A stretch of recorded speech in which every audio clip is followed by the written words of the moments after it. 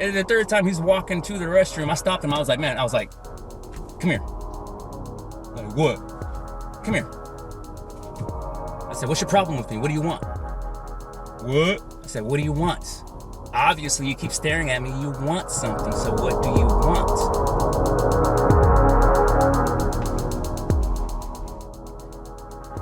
Niggas and nigga moments.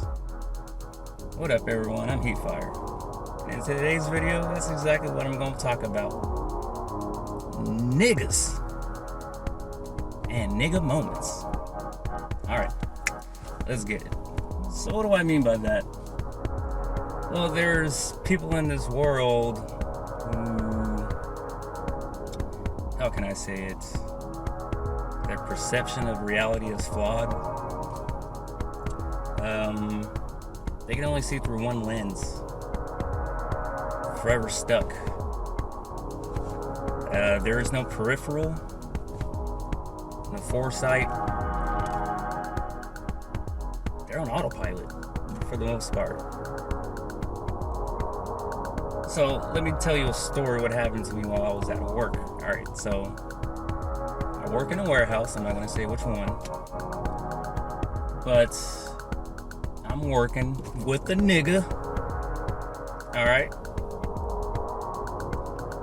And this kid, that's what I'm going to call him because that's exactly what it is. This kid had an attitude the whole damn time. Sticking his chest out, having his head up, making his voice sound deep. Like, okay, alright. So, I'm working. So, what I'm doing is, my job is to unload 52-foot trailers. Okay? There's a conveyor, it goes inside the trailer. I'm putting boxes on the conveyor. The conveyor goes up into a chute, and it goes into its destination to the loading side. So, I'm in the trailer, I'm unloading. And this nigga, hey cuz, what do you want me to do? And I'm just like, oh god, here we go. Here we go. I was like, alright, so there's these heavy boxes, okay? Anything over 85 pounds, you have to take off. So they're called ICs. I'm not sure what it stands for, but whatever. They're called ICs, anything heavy, or like mops, refrigerators, paint buckets, bleach, dog food, cat litter, you know, stuff that could eventually jam up the conveyor, the chute. And so I was like, you know what? I'm just gonna put them on the conveyor and you take them off. So he goes outside the trailer to take them off, and I'm unloading. Okay. I'm not going at a super fast pace. I could. There's no need to do it. I'm there for 8 hours. I'm gonna take my damn time. You know, trailers, they take like 2 hours, 3 hours, depending on what's inside and if you have help or not. But anyways, I'm putting the ICs on the belt, and he starts to take them off, but he's taking them off super slow, and I'm not even moving at a fast pace. And then he complains, hey, gotta turn the belt off. There's too many of them. And I'm like, no, there isn't, man. You have all this space on the rollers. Use the roller space. Push the stuff forward as you're working so you have more space. And he looks behind him, he sees the roller, he's like, alright. Alright, whatever. So, I keep unloading them. And I'm paying attention to what I'm doing, and I look behind me and see if he's able to keep up. And damn near most of the heavy shit that I put on the belt's already making its way up. And I would have get called out for that shit. So I stopped the belt, I put the emergency stop, I stopped the belt. I'm walking out, and the floor manager saw what was going on. So she sees it, and you know, she's climbing up and trying to pull the stuff down. I'm climbing up, pulling the stuff down. I have to leave the trailer to do this, by the way. I leave the trailer, I'm climbing up, I'm pulling the stuff down, and I put him on the roller.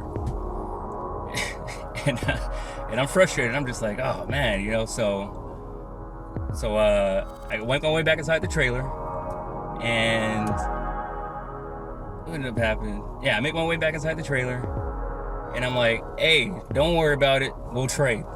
You know, because I'm giving him a gesture like, hey, like you suck. You completely suck at this. We'll trade. And then immediately, this nigga, looking to start some shit, said, what's that supposed to mean? I said, we'll trade. Yeah, but what's that supposed to mean, though? Like, how fucking stupid do you not know what trade means? Trade. You're doing one job, I'm doing another, right? Let's do the opposite. Trade. It's not hard to figure out. That's what I'm thinking. So then the manager who was helping me pull the stuff down, she heard his tone of voice, so she stepped down, she gets closer to the trailer to hear what's going on. And then after he said that, oh, what was that supposed to mean? You know, I see her and I'm like, it means you go inside, put them on the belt, I step outside and I take them off. Like, no shit. That's not hard to figure out, right? But when you deal with niggas, they like to start shit. That's just what they do. That's what they do. All right. Doesn't necessarily have to be a black person. It could be a white person, Latino, Asian. You know them by their fruit. All right. They act tough, but they fold really easy. Really easy. All right. So he goes inside the trailer, and then, I don't know, one of his friends, another black dude, goes inside the trailer, and I'm outside the trailer, and he's not putting anything on the belt. He's talking to this other guy. I'm like, what the hell? This went on maybe like 30 seconds. I'm like, all right, what's going on? So I go inside the trailer, and I'm like, hey man, like, how old are you? And as soon as I said that, he fucking sticks his chest out, so I was walking up like, I'm 27. Well, how old are you? I'm just like, oh God. Like, dude, you'll get fucked up quick. Knock that bullshit out, man. I don't go for it. Stop. So when he said that, I was like, I'm 37, pushing 40. I was like, so you did some time or something? What's going on? You been to the pen? Like, no, but I did county time. And I was like, oh, okay. Well, I was like, well, I'm a felon. I've been to the pen. He was like, yeah, well, I'm a rolling 60. What's up? And when he said that shit, already he wants to fight. Nigga shit. I don't give a fuck if he's a rolling 60. It's nigga shit. Stupid. To me, it's terrorism. It's fucking terrorists. I'm supposed to be afraid because this guy is from a set I don't care about. He definitely don't care about my beliefs. I don't give a fuck about his. He can go fuck himself. So as soon as he said, well, I'm a rolling 60, and I was like, oh, so you're a tough guy, huh? Yeah, what's up? So he started getting closer to me, and the manager saw this shit, so she goes inside the trailer, and she's like, you know, all right, back up, back up, back up. So I just look at him, and I was just like, oh, okay, yeah, so you're Mr. Tough Guy, right. And then he said some shit about meeting him outside. Like, oh, catch me outside. So I was like, oh, okay, yeah, all right, well, I take lunch at midnight. So if you want to meet me outside at midnight. Now, I wasn't gonna go to lunch at midnight. You don't know that. But I was gonna make his stupid ass waste his time outside. So I'm like, yeah, well, take lunch at midnight. Yeah, meet me outside. Yeah, all right then, all right. And so I'm leaving the trailer, and the manager's looking at me, and she's like, she already knows, like, this is a nigga. Like he's stupid as fuck. And I'm looking at her, and I'm just like, you know, shaking my head, and she goes, wow, he seems dangerous. And I was like, he ain't dangerous. I was like, I'm dangerous. I've been to prison. I lived around criminals, all right? I lived around the killers. And they don't act like that.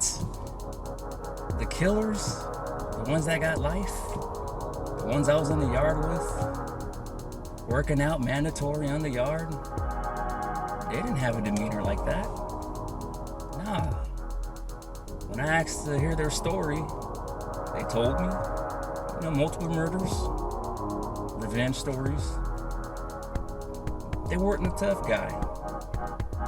They were calm. They were taking in the fact that they have to serve life. They wasn't worried about keeping up an ego. The ones that did have an ego, especially the younger ones. I was 26 at the time. So this is what, coming up on 10 years? So the younger ones that would go in there, they would be turned the fuck up, right? But those were the biggest targets. All the time. All the time. There was a fight every single day. Every single day there was a fight. Imagine having to be on edge all the fucking time because anything could pop off.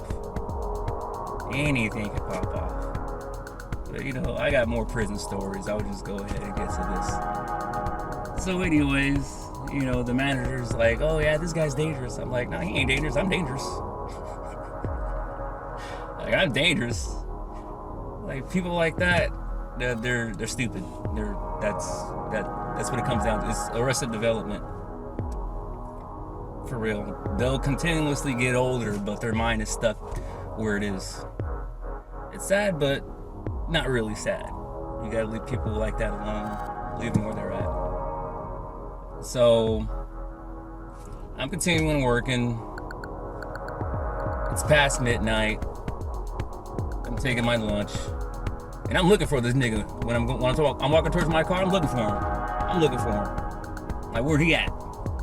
Where he at? All right, I didn't see him. It's all right. Yeah, take my lunch. You go back inside, and then I notice he sees me, and he just keeps staring at me for like a fucking half an hour.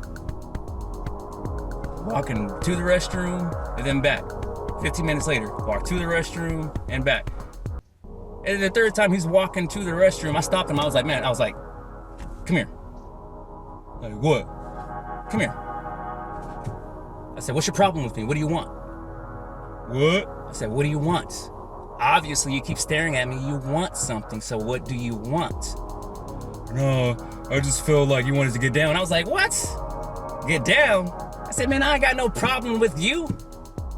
What are you even talking about? I said, you keep staring at me, so what do you want?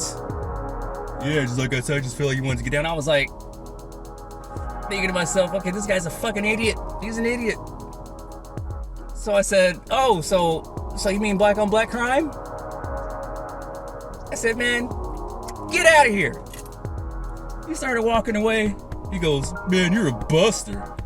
I said, you're a buster. Get out of here. Like, get out of here. Like an idiot. Niggas. I love black people, but I can't stand niggas. Can't stand them. Stupid as fuck. I've been to the pen. He hasn't. And he's acting like this. The people that acted the toughest, they were targets.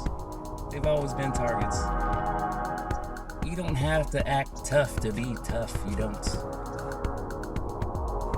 all in here. I've been looked at as an easy target. They were wrong for looking at me as an easy target. But I use that to my advantage, you know? I've been told that I sound like a white boy when I talk. Hey, you know what? That's cool. Because of your perception of that, you think you can fuck me up. You'll be wrong.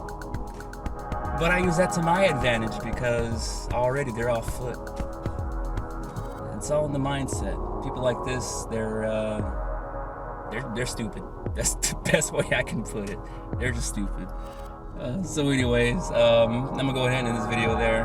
Yeah, you guys like the story, go ahead and give it a like, comment, share, subscribe, and I'll catch you guys next time. Late.